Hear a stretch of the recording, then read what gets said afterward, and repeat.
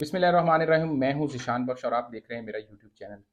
नाजरीन, इस वक्त पाकिस्तान जहां सियासी और मुआशी तौर पर एक बहरान का शिकार है, तो वहीं सैलाब की तबाहकारियां भी किसी से ढकी छुपी नहीं। लेकिन अफसोस और हैरत की बात है, जहां नेशनल मीडिया इसको उस तरीके से नहीं दिखा रहा। कराची में बारिश हो तो सारा मीडिया पर तूफान आ जाता है कि कराची में पता नहीं क्या हो गया।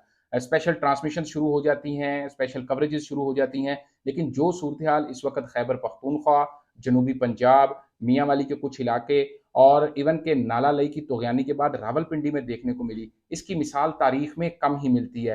हैरत की बात है कि सोशल मीडिया पर तो क्लिप्स देखे जा रहे हैं और बड़ी तेज़ी से वायरल हो रहे हैं और उसके बाद हुकूमत की आंख भी खुल रही है। लेकिन जिस तरीके से इमदादी सरगर्मियों की ज़रूरत है, जैसे इंसानियत का तमाशा बन रहा है बलूचिस्तान में ख़ास तौर पर, इस पर हुकूमत को फौरी सख्त एक्शन की ज़रूरत है। बातों की हद तक नहीं, मीडिया की प्रेस रिलीजेस की हद तक नहीं, बल्कि अमली इकदाम की ज़रूरत है।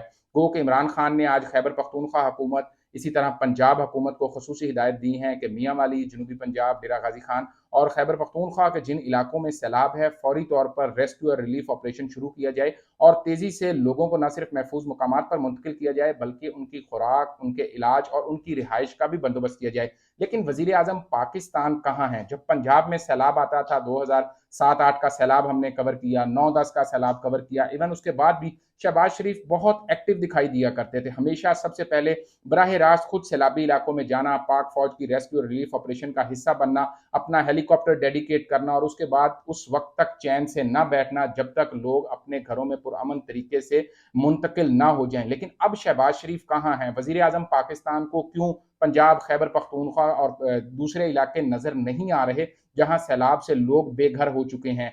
पानी के तालाब जो हैं वो इस वक्त नदी नालों का मंजर पेश कर रहे हैं और कुछ मनाजिर तो ऐसे भी देखने को आए हैं जो कि नाकाबिले बयान हैं, इंसानियत सोज मनाजिर हैं और उनको देखने के बाद बिलाशुबा मौजूदा हुकूमत पर सिर्फ अफसोस ही किया जा सकता है। शायद हुकूमत जाग उठे, लेकिन उस वक्त तक बहुत देर हो चुकी होगी। सैलाब के बाद जो इमदादी सरगर्मियां होती हैं वो कहीं दिखाई नहीं दे रही। पीडीएम में कहाँ है? नेशनल डिजास्टर मैनेजमेंट अथॉरिटी कहाँ है? ये वो तमाम इदारे हैं जिन्हों 2 से 3 माह कबल तमाम तर तैयारी मुकम्मल करनी थी। फ्लड वार्निंग्स दी गई, गैर मामूली बारिशों का बताया गया, मानसून की पेशगी इतला दी गई। लेकिन इस सारे के बावजूद हुकूमत या तो नंबर की जोड़ तोड़ में मसरूफ रही, कौमी हुकूमत बनाने के लिए मसरूफ रही, वफाक में हुकूमत बनाना थी, बन गई। उसके बाद पंजाब में नंबर गेम की जरूरत थी, उसके लिए पूरी कोशिश की गई, खरीदो फरोख्त की गई, मंडियां लगाई गई। लेकिन ना तो जरदारी साहब को कराची की बारिश नजर आई, ना कराची के नदी नाले नजर आए, ना कराची में जो इंसानियत सोज मनाजिर देखने को सिंध के कई इलाकों में मिले वो कहीं नजर नहीं आए। उसके लिए हुकूमत ने कुछ नहीं किया। सिंध में मुसलसल जरदारी की हुकूमत है, Asif Ali Zardari, Bilawal Bhutto Zardari, Peoples Party, MQM गुज़िश्ता कई बरसों से सिंध हुकूमत में मौजूद हैं। लेकिन उसके बावजूद कराची के नदी नाले क्यों उबल आते हैं, इस पर क्यों हुकूमत की तवज्जो नहीं? अब भी मुराद अली शाह बड़े अरसे के बाद हमने देखा, चंद रोज कबल बारिश में वो निकले जरूर, लेकिन अमली इकदाम क्यों नहीं किए? मुसलसल बारिश से पहले वार्निंग के बावजूद इन नालों की सफाई क्यों नहीं हुई? कौन है इनका जिम्मेदार और उनके खिलाफ कार्रवाई कब होगी? क्या इस सब पर भी अब अदलिया को ही नोटिस लेना पड़ेंगे? पंजाब को देख लें तो पंजाब में 3.5 साल का अरसा निकाल दिया जाए तो माजी में नून लीग ही हुकूमत में रही है या पीपल्स पार्टी वक्तन फवक्तन आती रही है। लेकिन बारिशी पानी की स्टोरेज का क्यों मैकेनिज्म नहीं बनाया गया? अगर वाटर टैंक्स जो उस्मान बुजदार के दौरे हुकूमत में लाहौर में बने, पंजाब के मुख्तलिफ इलाकों में साइट्स तश्कील दी गई, ठीक है, कालाबाग डैम पर कंसेंसिस नहीं है, तो अब पानी के रिजर्व तो बनाए जा सकते थे, पानी जखीरा करने के लिए मुकामात तय किए गए थे, लेकिन वहां पर काम क्यों नहीं हुआ? इस सब पर हुकूमत को अब अमली इकदाम करने की जरूरत है, वरना आने वाले सालों में मजीद परेशानी का सामना करना होगा। दूसरी तरफ बात करें पाकिस्तान मुस्लिम लीग की, जो मुस्लिम लीग काफ के नाम से भी जानी जाती है। कमाल हुआ जब चौधरी परवेज इलाही के खिलाफ चौधरी शुजात का खत आया और उनको ये कहा गया कि वो और उनकी पार्लिमानी पार्टी पंजाब में उन्हीं को ही वोट नहीं दे सकती, वो 10 अरकान हमजा शहबाज को वोट देंगे। चौधरी शुजात के पास जो तुरब का पत्ता था वो तो उन्होंने साबिक सदर जरदारी के कहने पर खेल दिया। लेकिन अब बारी थी चौधरी परवेज इलाही और चौधरी मोनस इलाही की।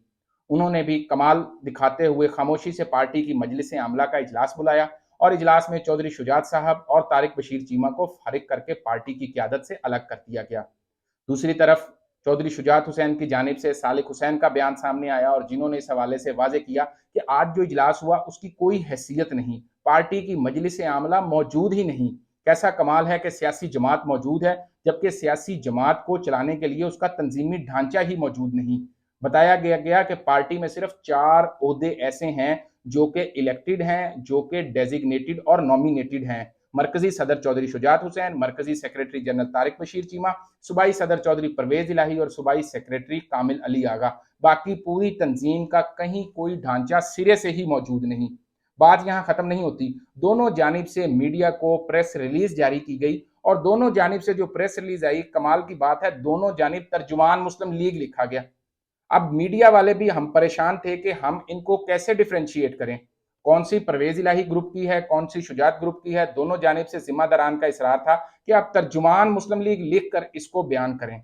अब देखना यह है कि चौधरी शुजात और तारिक बशीर चीमा इस हवाले से क्या स्टांस लेते हैं, क्योंकि जो मुस्लिम लीग पंजाब के अंदर मौजूद थी, जिनका आज इजलास हुआ, उनके मुताबिक कामिल अली आगा ने इस इजलास को चेयर किया। उनका कहना था 87 से जायद अरकान मौजूद थे। 10 रोज में पार्टी का नया इलेक्शन होगा। उस वक्त तक पार्टी के जो मामलात हैं वो कायम मकाम जो जिनको इलेक्शन कमिश्नर बनाया गया एडवोकेट, वो इसको देखेंगे। पार्टी के नए इलेक्शन होंगे, पार्टी नया सदर मुंतखब करेगी। साथ ही कल जो स्पीकर पंजाब असेंबली का इलेक्शन है और डिप्टी स्पीकर का, उस हवाले से भी हिदायत दे दी गई कि तहरीक इंसाफ और काफ लीग के जो मुश्तरका उम्मीदवार हैं उनको वोट दिया जाएगा और इस हवाले से कोई वोट पार्टी डिसिप्लिन की खिलाफ वर्जी कंसिडर नहीं होगा। जबकि तारिक बशीर चीमा और चौधरी शुजात आज के इजलास को किसी सूरत मानने को तैयार नहीं। उनका कहना है पहली तो बात है मजलिस आमला मौजूद ही नहीं और जो लोग आज इकट्ठे हुए हैं उन लोगों ने जो इजलास बुलाया है उस इजलास की कोई आईनी कानूनी हैसियत नहीं है। यकीनी तौर पर अब चौधरी बरादरान की जो इख्तलाफ है वो बढ़ता दिखाई दे रहा है, घर में तकसीम होती दिखाई दे रही है और आने वाले दिनों में ये तकसीम मजीद गहरी होगी। जैसे इलेक्शन के रोज मोनस इलाही ने वाजे कहा कि मैं मामू के पास रिश्ता बचाने गया था, लेकिन बताया गया कि वो खत लिख चुके हैं और अब वो इस खत से पीछे नहीं हटेंगे। यकीनी तौर पर घर के बड़े जो हैं वो अब घर के बच्चों के आगे मजबूर हैं। एक तरफ चौधरी मोनस इलाही हैं तो दूसरी तरफ सालिक हुसैन है। दोनों जानिब से पोजीशंस ले ली गई हैं। अब देखना यह है कि पार्टी किसके पास जाती है। बज़ाहिर पार्टी पर चौधरी परवेज इलाही और मोनस इलाही का पलड़ा भारी है।